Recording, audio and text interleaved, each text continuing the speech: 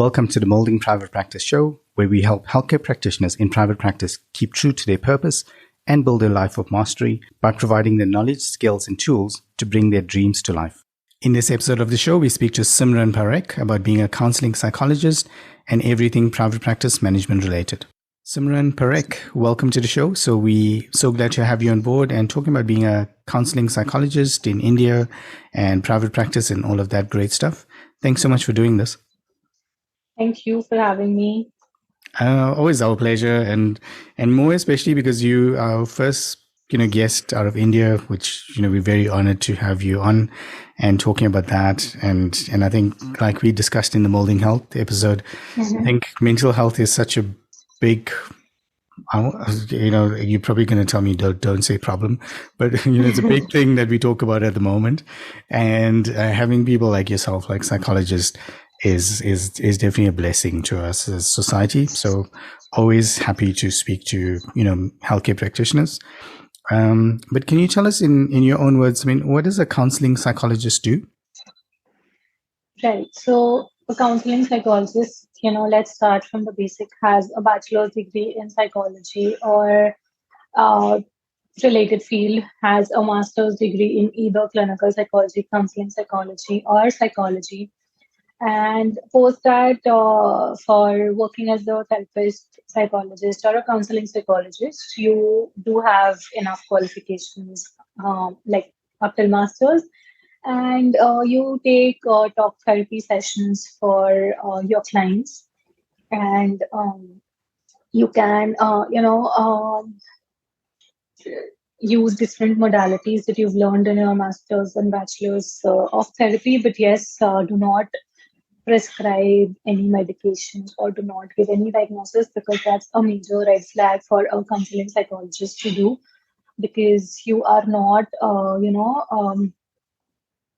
you do not have that qualification or the right, or it's not ethical to give any diagnosis. If you feel there's a requirement for giving a diagnosis, or if there's a condition that you see in the client, always refer it to a clinical psychologist or a psychiatrist. Other thing that nowadays people are doing is conducting psychometric testings, but that is also not ethically right for a therapist to do.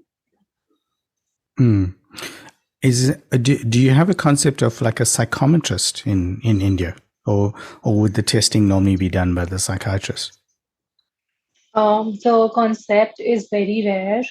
I think I would say it's on a very ground zero level, but the testings are usually done by a clinical psychologist in India for now. Okay, cool. Okay, that's good to know. My other question is, so do you know, especially in the Indian community, I suppose this happens a lot more, but when you're growing up, especially in these, in these huge family gatherings, people always ask you, what do you want to do when you grow up? So did a young Simran say she wanted to be a counseling psychologist? Of course not. So I always wanted to do something around the medical field, like being a doctor, because my mother comes from a medical background. She was a pathologist.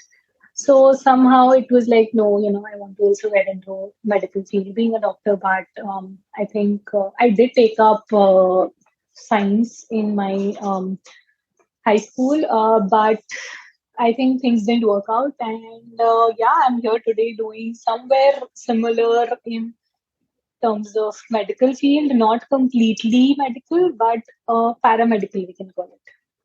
Yeah. And do you know the point when you decided that, Simran? What is the point that you decided actually, being a psychologist is the path I want to follow?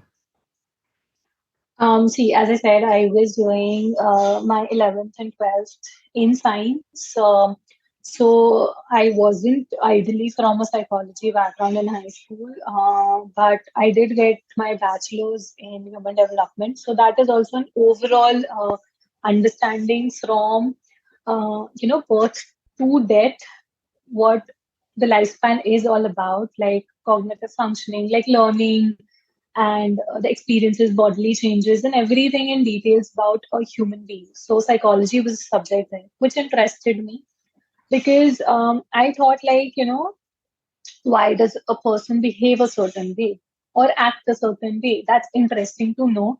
And how can we modify it? Being individuals ourselves, like earlier it was like we cannot change anybody or we cannot tell them to do this or that, but this psychology brought me that okay, we can understand what's going in the person's thoughts and feelings. Definitely I wouldn't call it a mind reader, because the first question people ask is, can you read minds? I say no, that's a big no. Yeah. Do you find this as well? I'd love to hear your answer. But so my wife's a clinical psychologist, and Oh, that's great. it was so funny because whenever we meet someone new, and the typical question is, what do you do? I mean, like everyone asks Hmm. that. And so when she would say what she does, and you can physically see the person take a step backwards because they're like, okay, this person will kind of start, reading my mind, or figuring out what I'm thinking, or something like that. Do you Hmm. find that as well in a social setting? I completely agree. As I, mentioned that the first question is like, read my mind, or can you tell me what's going on in my mind? Can you read minds? Can you read faces? I'm like, I can't do any of that. What I can do is understand from your behavior or actions what you're doing. So when, as you said, that, in a social setting, if someone is moving or taking a step back, you can understand from their actions or gestures that they are a bit uncomfortable, or maybe they feel that what if she knows things about me, like is they hiding something or whatever. So that way, so they're taking a step back gives us a hint. But if they don't do that, probably won't understand anything from their face, or we can't read minds. So it does happen with me also that people do say, ki, okay, tell me something about myself, themselves. So I would say without having a proper conversation, even in the first meeting, I cannot observe a lot of things. Mm. I think the other thing that happens is it becomes a therapy session. So you're at a wedding, and Yeah. the person is busy because you're a psychologist. Obviously, you can solve all everyone's problems. So you're busy, solving people's problems and having a therapy session. Do you find that happens as well? Oh yeah, completely. Just recently happened. Glad you brought that up. I had a wedding to attend last year only, and we were just chilling out, all of us, our cousins, and and suddenly the topic came up that, oh, you're a psychologist, so help this person out or help that person. I'm like, I'm on vacation. I'm not helping anybody out right now. Yeah. And also, the other thing, like, of course, this is a joke, but until unless the individual is ready to come to therapy, you can't do much. Mm, that is true. Yeah. And yeah, and I think, if we go back to our example that we used in the molding health episode around, physical exercise, it's you actually have to go to the gym and put in the work, or do the Yeah. running. And it's not like you're just going to get, the perfect physical shape. So I think it's the same with therapy. You can't just like, someone's just going to read your mind and make changes. Yeah, you actually have to do the work to do it. Yeah, I do tell that to my clients also that, it's a two-way process, because I can meet them every week for 45 minutes. But post that session, if they don't put in efforts in the homework or exercises that I give them to do, um, it's not going to work out because they are not putting their end of effort. However harsh it may seem, but it's the fact that I can just do what I have the capability to, sitting at a distance. I can't go to the client's place and tell, or even message her or call her all the time to have an update about what she or he's doing, or whether they are doing the homework or not. So I always say, like, of course, once if they've not done because of some emergency or they forgot, that's fine. But if it's a consistent thing that they don't do their homework, I do tell them that it's really important for yourself. Mm-hmm.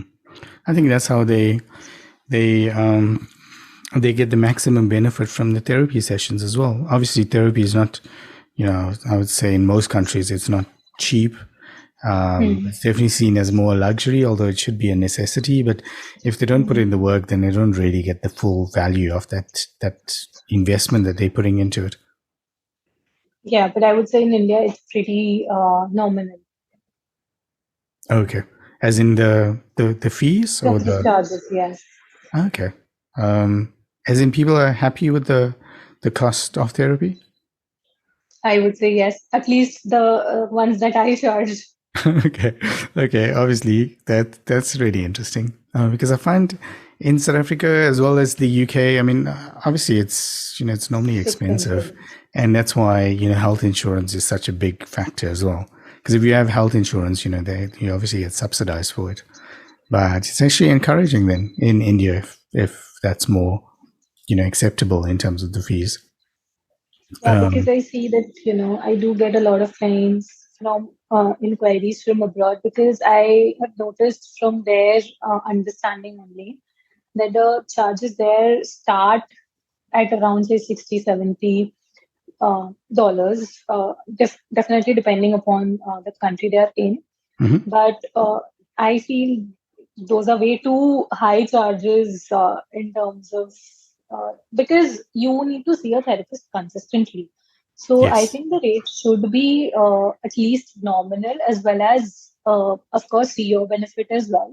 Mm. But I prefer keeping it in a range where I am also happy and the client is also happy.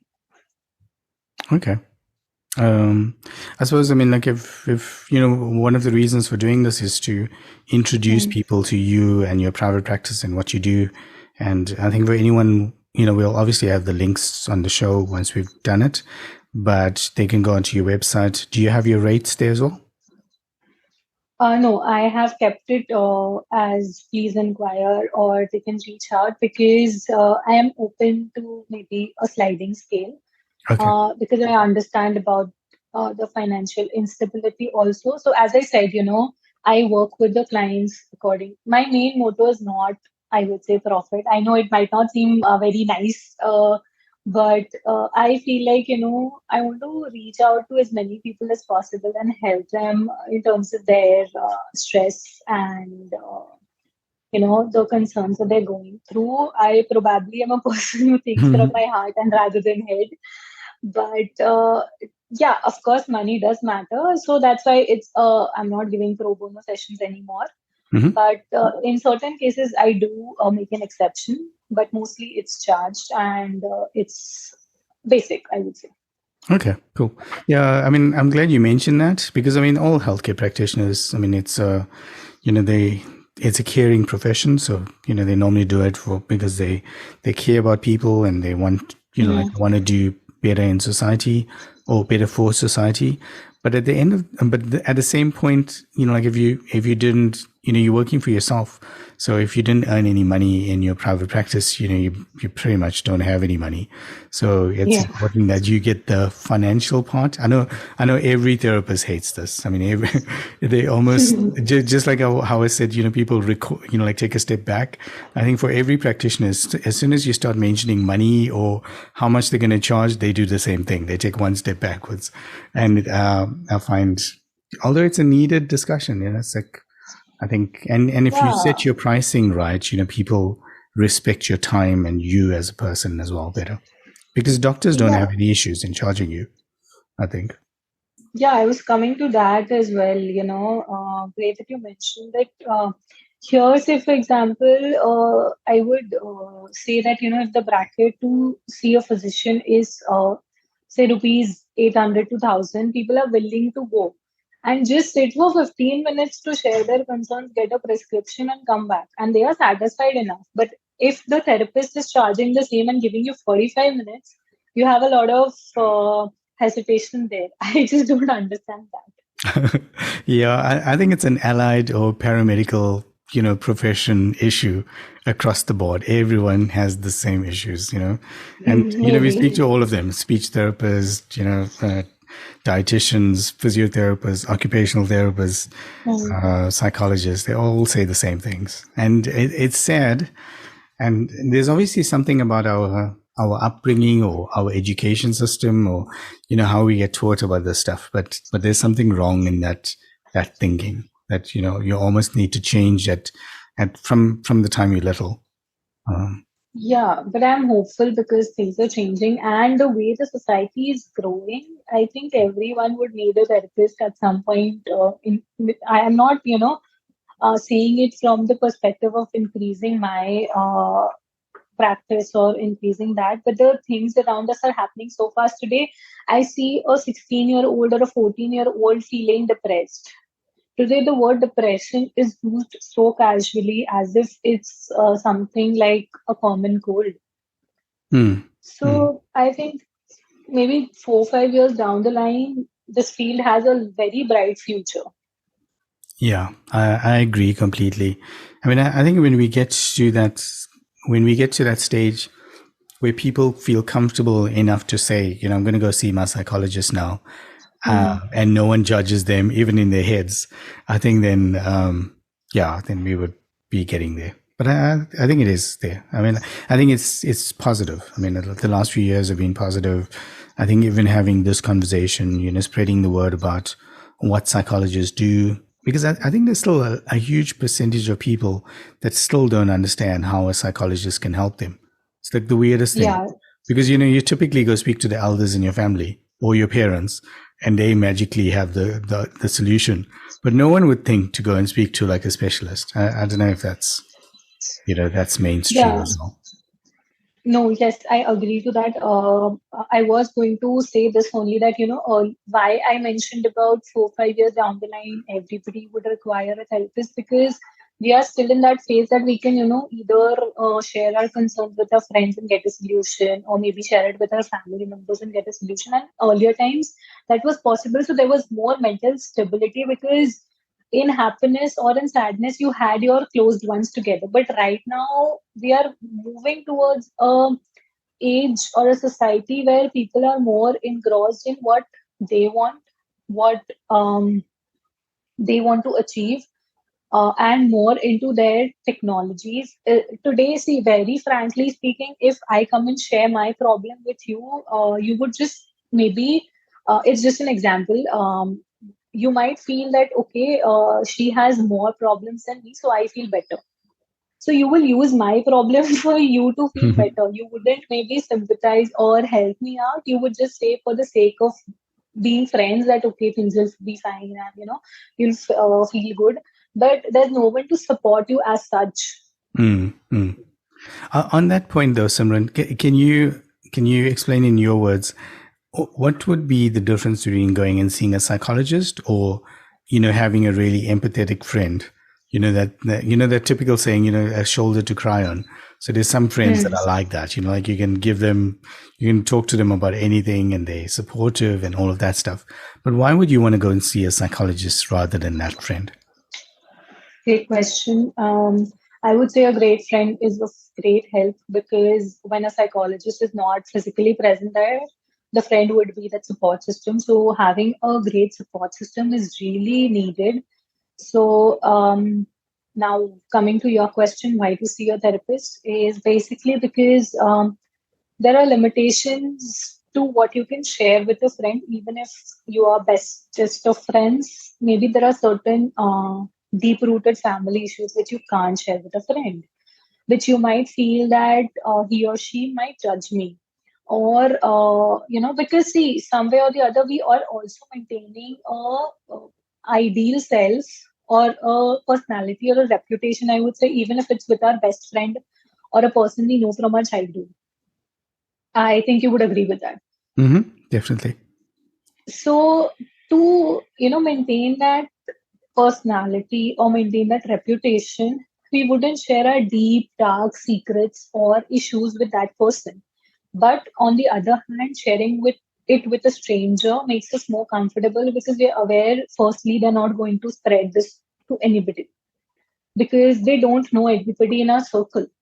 Secondly, um, since it's a stranger, they are less likely to judge us because they don't know where we come from or, what other situation is. And there are more chances of them understanding us better because basically starting from a scratch. But if you talk about the same concerns with your friends, they already have a preconceived notion about who you are, how you behave, how you act, how you say, how you talk. So this is the difference that comes in between seeing a friend and seeing a therapist. But I would say keeping both is really important, because when a therapist is not there at, say, for example, physically meeting you and crying for, a friend is always there. Mm. Yeah. As you said that, I was actually just thinking, that's one of the reasons most people say they don't want to see a therapist or a psychologist as well. Is why would you? I mean, I'm just paraphrasing now, but people say, why would you tell all of your deep dark secrets, to a stranger, Therapist. like, and you don't know this person, from anyone, and why would you do that? Rather trust, your own family who, who love you and care about you and all of that stuff. Yeah, so I was just thinking about that. But as you said, I mean, for me, a therapist is this unbiased approach, like to that, and they also offer you that space where they thinking about you unconditionally, as in, and they have nothing to gain from from the advice that they give.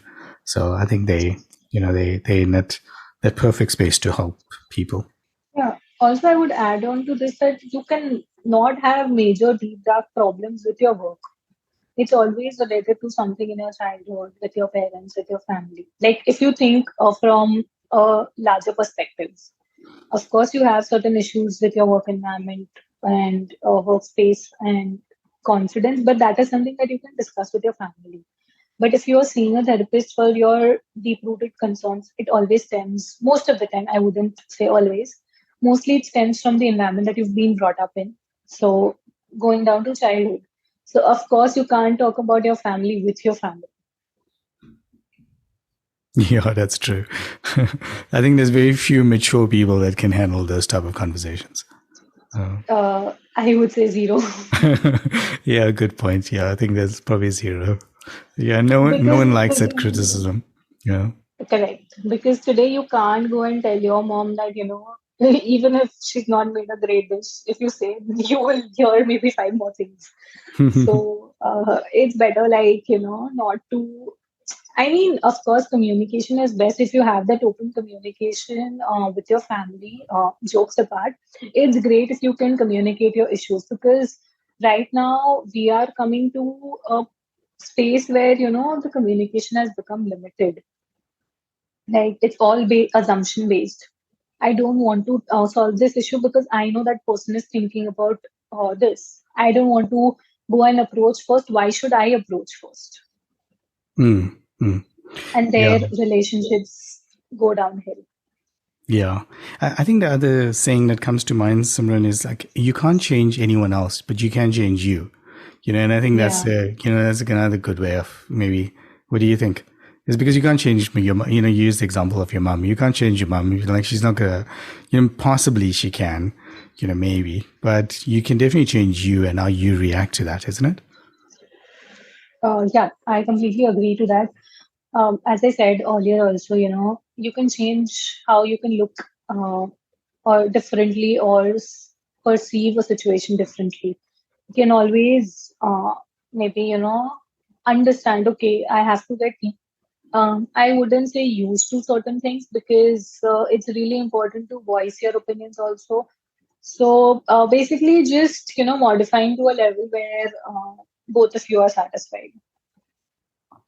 Yeah, that's great. Coming back to the studying part, Hmm. was it quite difficult, firstly, to get into the program, the master's program, to become a psychologist? And secondly, like, once you were in the program, was it quite a difficult program to be in, or degree to be in? I would say no, because that was something that interested me. So, and I have been at the top of my class in my bachelor's. So I was the gold medalist. So it was easy to get into masters. Definitely, the major concern was staying away from family, because I was doing a master's course in a different city from mine. That was something that I faced difficulty in. But otherwise, I think it was quite good. There are few subjects, of course, they do go above my head right now as well. But it was quite interesting, because it was more of practical. We had visits to psychiatric hospitals and more of practical exposure. So I always say, rather than theory, we learn from seeing things like visually. If we are today's age and generation will learn more from a web series, from a movie rather than reading a book. Mm. And I believe in that because what you see stays with you rather than what you read. Because at some point of time, you are not focused in what you're reading. But if you're watching something that interests you, you will feel like, okay, let me see the next episode. So similarly, I think the practical exposure and the testings that we were learning during my masters was something that really interested me. And as I said, it was something that I was keen to working towards. So it was quite easy for me, I would say. It Okay. might not be for many people, but it was easy for me. Okay, that's a really good story. Obviously, you can you're quite a high achiever, so that makes sense. I find, I mean, just to tell you what the differences are, but in South Africa as well as in the UK, it seems is there's a limited number of spaces, in each university. So normally it's Mm. like quite difficult for people to get into those programs. If you want to be a speech therapist or a psychologist. So normally people struggle with that aspect. But yeah, I'm glad it wasn't in your case, and I'm glad that process was great. And after getting your qualification, did you go straight into working, or did you take a break? Yeah, so I completed my graduation in 2019 and I was looking to apply for MPhil, which allows me to become a clinical psychologist. But unfortunately, we all know that COVID hit the same year. So I did not have the opportunity to apply to many colleges and for my MPhil higher studies. So I started to looking out for a job, and I initially, worked with a non-profit, volunteering myself to gain some practical experience and to bring my theory to practice. Say, for example, for about 6 to 8 months, I was with that organization, and post that, I started looking for paid opportunities. And since then, I would say I have not seen back. And now I do not wish to pursue MPhil because I think I'm well, adjusted in this area. Yeah, I would agree with that as well. I mean, I think unless you really want to pursue that aspects, but I think there's enough work, like doesn't matter which, Mm. psychology, aspect you're dealing with, but, counseling psychologists, in my experience, are as busy as clinical psychologists, in South Africa or the UK, and I'm sure in India as well. So yeah, I agree with, the decision there. And going into private practice, was that an easy step to do, or easy decision to make?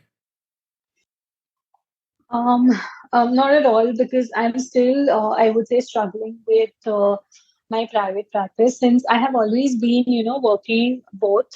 I either work part time in an organization and the rest of the hours I give to my private practice.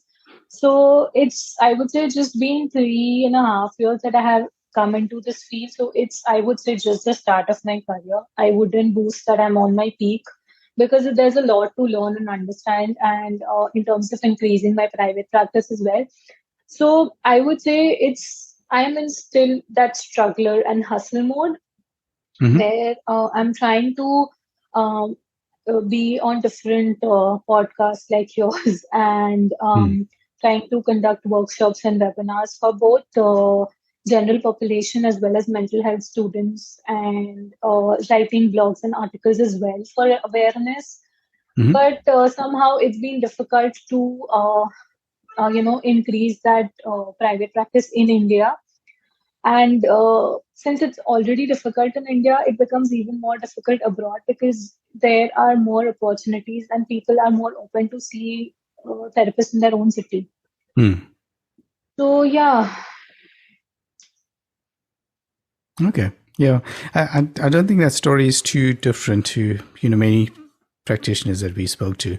I do know though, with as I think out of all of the disciplines, in the allied, like space, prac- psychologists are probably the easiest in order, in terms of building up a private practice, because you don't need that many clients, on a regular basis to be able to build up, the private practice that you want. Yeah. Have you found that there was anyone instrumental in terms of helping you? Because I normally find like practitioners normally have a guide, or they have like a supervisor, that normally, shows them a bit of the ropes and tells them, you need to watch out for this or that. Have you found that? I would say no, because I did have someone from my, a mentor from my internship. And I still am in contact with that person, is a clinical psychologist, and she always motivates me to pursue clinical psychology right now as well. But I do mention that now the boat has sailed and it's gone too far, so not happening. But yeah, that person has been a constant help whenever required. But apart from that, I would say I have come here on my own somehow or the other by, building connections on LinkedIn, trying something on Instagram, or maybe, of course, my peers have been of great help.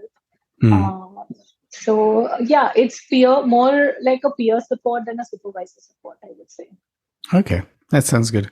We do have to start wrapping up soon, but in terms of becoming a counseling psychologist and going into private practice, is there something that you wish someone told you, when you decided you were going to become a psychologist, and even when you decided you were going to go into private practice? Yeah, of course, a lot of things.